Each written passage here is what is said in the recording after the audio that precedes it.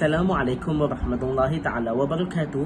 Nama saya Muhammad Adham bin Muhammad Firdaus, pelajar semester 5 jurusan Diploma Pendidikan Islam di Kolej Pengajian Islam Johor Marsah.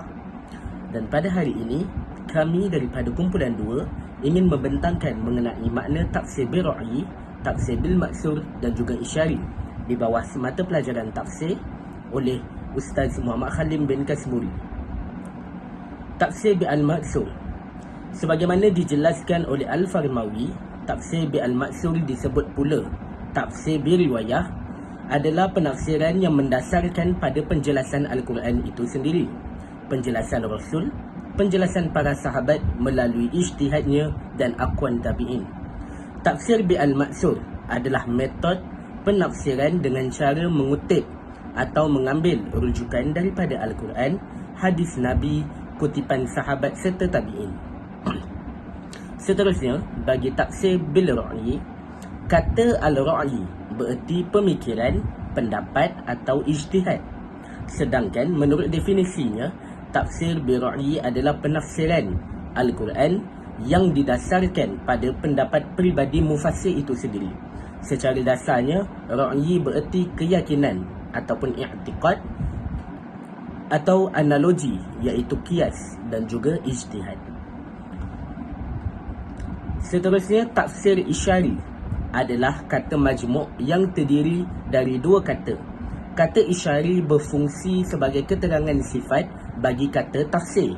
Secara dasarnya berasal dari asal kata asyarah yushiru isyaratan, yang bererti memberi isyarat atau petunjuk. Kata isyarat mempunyai makna persamaan kata dengan kata al-dalil. Sedangkan tafsir isyari menurut istilah adalah mentakwilkan Al-Quran dengan makna yang bukan makna lahiriah kerana adanya isyarat sama yang diketahui oleh para penempuh jalan spiritual, atau hanya diketahui oleh orang yang sentiasa mendekatkan diri kepada Allah dan berkepribadian luhur, atau tafsir yang didasarkan pada isyarat-isyarat rahsia dengan cara memadukan makna yang dimaksud dengan makna yang tersurat. Sekian, itu sahaja pendahuluan daripada saya. Seterusnya saya akan serahkan kepada ahli kumpulan saya yang lain.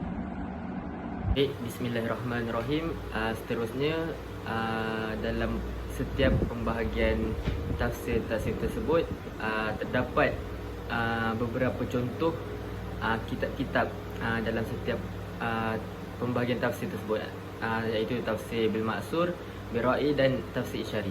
Okay, kita lihat kepada tafsir bil maksur dulu. Antara contoh kitab tafsir bil maksur adalah saya ambil dua, iaitu tafsir Ibnu Jarir dan tafsir Al-Jawahir.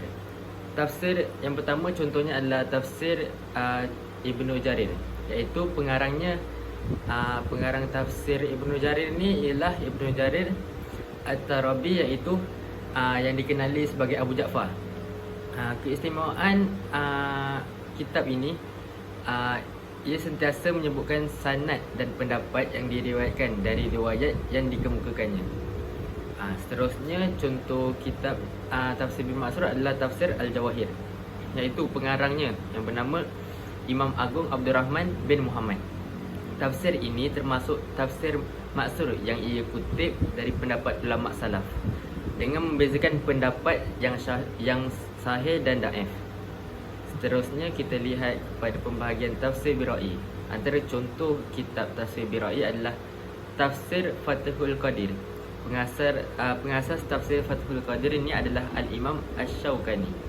Seterusnya adalah kitab Fathul Bayan yang diasaskan oleh pengarangnya adalah Siddiq Hasan Han, dan kitab Al-Jalalain yang pengarangnya adalah Jalaluddin Muhammad Al-Mahali. Pengarang ini ada dua orang, Jalaluddin Muhammad Al-Mahali dan Jalaluddin Muhammad As-Sayuti.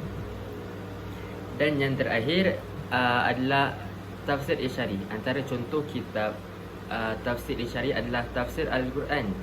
Pengarangnya adalah Al-Azim Al-Tusturi. Seterusnya, kitab Haqaqiqul Tafsir yang diasaskan oleh Abdul Rahman As-Sufi, dan kitab Al-Takwilai Al-Najmiyah yang diasaskan oleh Najmuddin Dayah. Sekian, itu sahaja daripada saya. Contoh kitab-kitab dalam pembahagian tafsir ini. A'udzubillahi minasyaitonirrajim. Bismillahirrahmanirrahim. Assalamualaikum warahmatullahi wabarakatuh. Nama diberi Muhammad Hairul Azmi bin Abdul Halim dari Diploma Pendidikan Islam, dan saya akan menyambung perbahasan tentang tafsir yang telah diutarakan oleh sahabat saya.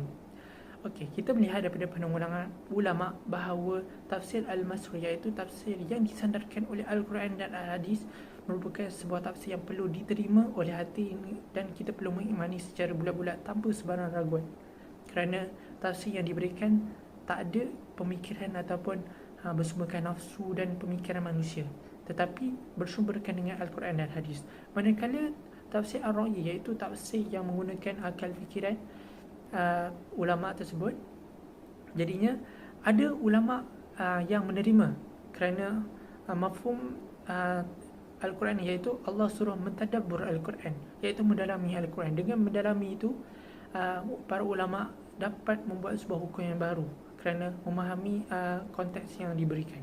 Manakala ada ulama yang tidak menerima tafsir Ar-Ra'yi kerana tafsir yang digunakan ataupun ditafsirkan secara menggunakan akal, dia tidak ada sandaran. Manakala tafsir yang terakhir adalah tafsir Al-Ishari, iaitu menerangkan sebuah ayat Al-Quran tanpa kata bertentangan dengan ayat tersebut. Syekh Muhammad Al-Azim Zurqani telah menetapkan ataupun membuat aturan, kalau nak membuat sebuah tafsir perlu mengikut aturan yang telah ditetapkan. Okey, pengajaran yang kita dapat ambil daripada 3 buah tafsir ini, kita perlu mendalami ilmu tafsir supaya kita dapat tahu hukum, kita dapat tahu asbabun nuzul, kita dapat tahu okey, ini sebuah cerita yang mengandungi Israiliyat. Jadinya kita perlu menolak mentah-mentah. Jadinya kita sebagai umat Islam perlu mendalami, bukan sahaja membaca, tetapi mendalami maksud apa yang ingin disampaikan oleh Allah kepada kita. Saya rasa cukup sahaja video kami pada kali ini. Assalamualaikum warahmatullahi wabarakatuh.